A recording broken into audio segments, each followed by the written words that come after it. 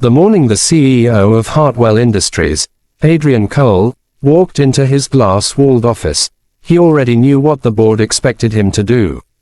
On his desk waited the thick stack of documents, numbers, loss reports, and the final bankruptcy papers he had avoided signing for weeks. His company, once a thriving technology firm his father built from scratch, had been bleeding money for nearly 2 years. A failed product launch, a lawsuit from a former partner, and a market crash had pushed the company to the edge of collapse.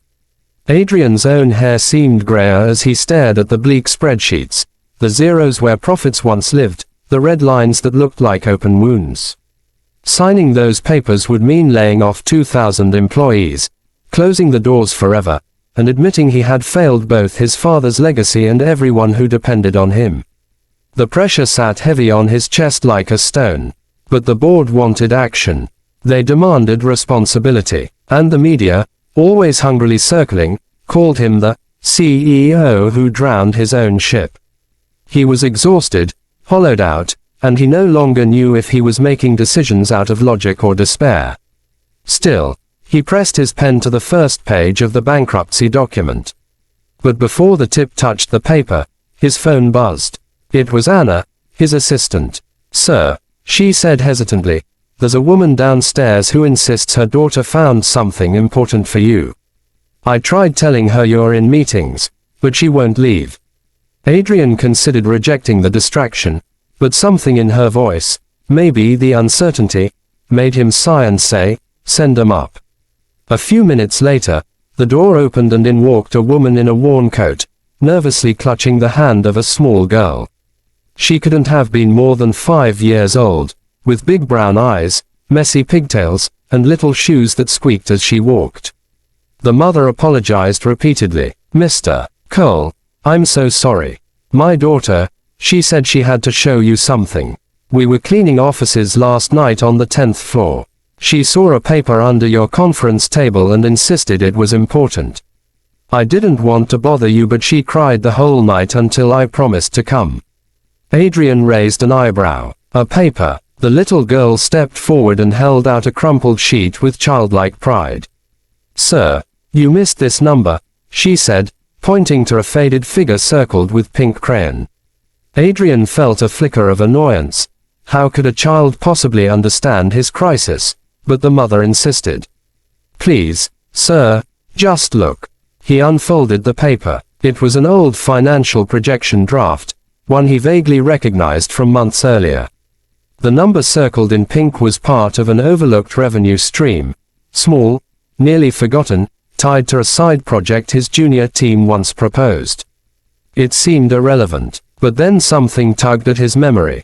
That project, it had attracted unexpected interest overseas months ago before everything spiraled. He had dismissed it as unimportant. He had been too focused on disasters, fires he couldn't put out. So he reached for his laptop and quickly searched the project name, his pulse quickening. As he typed, the little girl climbed onto the chair across from him, swinging her legs as her mother watched nervously. The search results loaded, and Adrian froze. The project, an educational AI tool, had suddenly become the subject of worldwide interest due to a viral documentary released the previous week. Schools, governments, and investors were scrambling to find companies capable of developing affordable versions. Demand was exploding, and Hartwell Industries owned the only functional prototype on the market. Adrian's heart thudded. He checked his emails, hundreds of unread messages. He filtered international inquiries. 57 new partnership offers in the last 3 days alone. 57, each one worth enough money to keep the company alive for months, maybe years. His hands trembled. He had almost signed bankruptcy, almost given up, and yet this single overlooked number, that tiny revenue projection, represented not a loss, but a door. A way out, a second chance. "How did you find this?" he asked the little girl. She shrugged. "It was hiding. Things that hide are important." Adrian let out a long breath. He looked at the bankruptcy papers again, not with resignation, but with disbelief at how close he came to destroying everything. Tears stung his eyes unexpectedly. His father's dream, his employees' livelihoods, his company's future, all hanging by the thread of a moment he nearly ignored. He knelt beside the girl. "You may have saved my entire company today." She giggled, as if he'd told her a silly joke. Her mother covered her mouth in shock. Adrian stood, straightened his suit, and hit the intercom. "Anna, cancel the meetings. Call the board. Tell them we're not signing anything." Then he turned back to the girl and said quietly, "You didn't just find a number. You found hope." And for the first time in a very long time, Adrian Cole felt alive again. The spark had returned, and he wasn't letting it go. The emergency board meeting was chaotic. Half the directors burst into the conference room looking furious, the other half exhausted. They expected Adrian to finalize the bankruptcy, take responsibility, and move on. But he faced them with a steadiness they hadn't seen in months. He placed the pink crayon-circled paper in the center of the table. "Gentlemen, ladies," he said, "we missed something. And thanks to a little girl who refused to give up, we have an opportunity." They scoffed, at first. But as Adrian projected the data onto the screen and explained the explosion of global interest in their forgotten project, the room fell silent. He showed them the emails, the contracts waiting to be drafted, the requests from countries desperate for affordable educational technology. "We are sitting on a gold mine," he told them. "Not because of luck, but because we built something meaningful. And we forgot our own worth."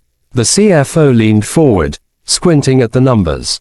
This could actually save us." Another director whispered, "This changes everything." Only the chairman resisted. "We're too deep in debt, Adrian. Even with this, we might not survive." Adrian looked him directly in the eye. "We will survive, but only if we stop acting like victims of circumstance and start acting like innovators again. I'm not signing bankruptcy. Instead, I'm launching Project Phoenix, our company's rebirth." The room vibrated with tension. Finally, one board member said, "I'm in." Another followed, and another. The chairman exhaled heavily. "Fine, you have 6 months. If this fails, we proceed with bankruptcy." Adrian nodded. "Fair." The next days were a whirlwind. Adrian personally met the cleaning woman and her daughter again, offering the mother a better job and funding the little girl's education. "You changed my company," he told the child, "so I want to change your life too." She hugged his leg and said, "Sir, don't forget numbers next time." Adrian laughed in a way he hadn't in a long while. Inside the company, morale skyrocketed. Employees who had prepared to pack the desks now worked overtime with passion and pride. Departments collaborated like never before. News outlets soon caught wind of the CEO who halted bankruptcy after inspiration from a 5-year-old, and the story spread like wildfire. Investors who had backed away returned with renewed interest. Within 3 months, Hartwell Industries had not only stabilized, it was thriving. The educational AI prototype became the fastest adopted learning tool in multiple countries, opening doors the company had never imagined. Revenue soared. The company expanded. The stock price climbed. But the real change was in Adrian himself. He no longer walked the halls like a man crushed by pressure, but like a leader reborn. He visited teams personally, asked employees about their families, and reminded them that every number on every page represented real people, real dreams. "Never underestimate what you overlook," he would say. Sometimes the smallest detail becomes the key that saves everything.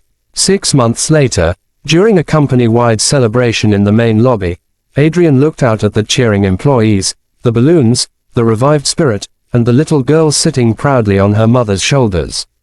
He stepped onto the stage. This company survived because of a child's determination. She believed something small still mattered. She refused to let her mother leave until she delivered a simple sheet of paper. But that paper carried the detail that changed our destiny. So let this be a lesson to all of us. Hope doesn't always roar. Sometimes it speaks in the quiet voice of a child saying, "Sir, you missed this number." And sometimes, he added with a smile, That voice is exactly what saves us." The crowd erupted in applause. And the little girl covered her ears, laughing. Adrian continued, "Every one of you matters. Every small idea matters. Every overlooked detail might be the very thing that transforms our future. Hartwell Industries is no longer sinking. We are rising. And this is only the beginning." As the celebration continued, cameras captured the moment that symbolized the company's rebirth. The little girl sitting on Adrian's shoulders, waving to the cheering crowd. Reporters later called the photo, "the moment hope returned." And just like that, a near-bankrupt company became a global inspiration. A forgotten project became a worldwide phenomenon. And a 5-year-old girl became the reason thousands of families kept their jobs. As the scene fades out and the company's revival shines across the screen, the narrator's voice gently encourages viewers. If this story touched your heart, if it reminded you that even the smallest spark can light up the darkest moment, make sure to subscribe to the channel. Because more powerful, life-changing stories are on the way, and you won't want to miss them.